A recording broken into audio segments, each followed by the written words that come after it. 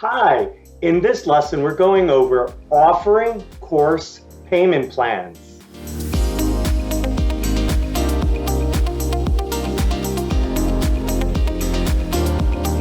Hi, we're RT Course Experts and we help creative online course teachers with their tech. In this lesson we're going to go over offering course payment plans and their options. So let's start off with what is a course payment plan? It's when you give your students an option to pay for a course using smaller payments spread over several months. It's basically an installment plan where they don't pay for the whole course up front. So here are some things to think about. First of all, a payment plan could be significantly more affordable to some customers where they pay X over Y months. And you could spread that out over 6 months, 3 months, etc. So there's different options that you can play with there. But instead of having that cash out from your students all in one shot, they can spread it out. And that makes it significantly more affordable.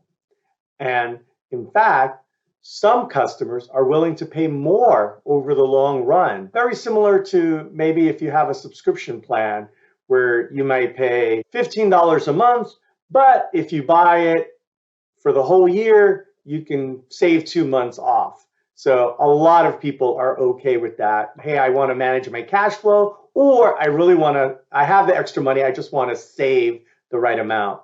But many of your students will be willing to pay more, even if it's over the long run. So you're paying X over Y months, maybe total amount for your course is a certain price, say $500, but the customers that pay little by little are willing to pay $600 or $700 as long as you spread it out. For teachers, the course modules might not be done. So maybe you haven't finished creating all your courses and lessons yet.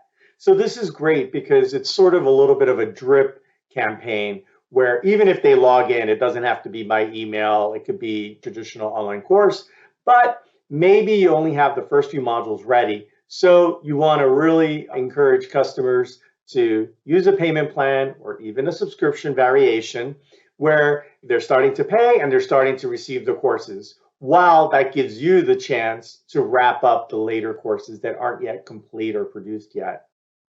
Now, a thing that you could do is use a content paywall. Content paywall is similar to like the New York Times or newspapers where they give you a few articles free and then you have to pay for more. So you may consider using a content paywall for students that are paying monthly so that they don't just pay for 1 month, consume all your content and get out of there and then cancel in the second month.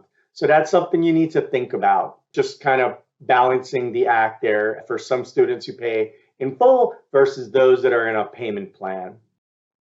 And remember, with a payment plan, you can also have a sign-up fee. So that first month can be a much larger amount than additional months. You can mix and match that sign-up fee for that first month combined with, how many X and Y months. And you could even have several payment plans that could allow you to do that.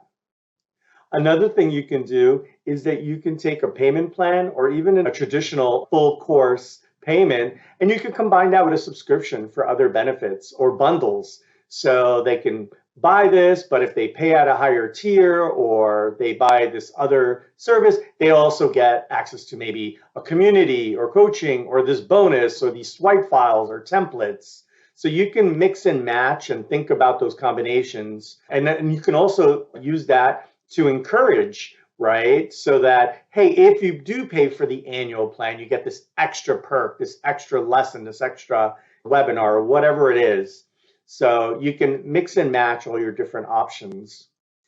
And remember that, just adding a payment plan could be a little tricky for your platform. You'll have to test, you'll have to configure everything. You may need more advanced plugins, or you may need a certain level of Stripe, Thinkific, or Teachable, Kajabi, or whatever it is. So the whole system could get potentially more complicated. But nevertheless, a payment plan could open you up to many more students than you're getting today.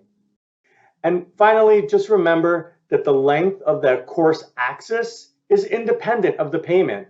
So they pay either full or a payment plan, and then they get access to your content. But you, as a teacher expert, can decide if they're going to have this content once it's fully paid for years to come, or for 12 months, or at the end of the payment plan, it's over, and that it's a little bit more like a subscription.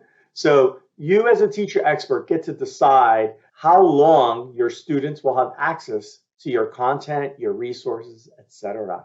If you use a payment plan, it's accessible to more students. You're going to probably get more sales. It might even increase your total revenue. And there's other benefits as well. If you use a one-time payment, it could be cheaper for students, but it's that big cash outlay up front. And it's usually a simpler checkout process. As a business owner, you're going to have cash on hand, and that's awesome. Those are some of the biggest benefits for each of the different options. So now you're smarter on payment plans. There's more info and resources in the notes. Please subscribe to get more tips. And yeah, if you need any tech help with a course, a teacher website, or community, visit www.rtcourseexperts.com. Talk to you soon. Bye.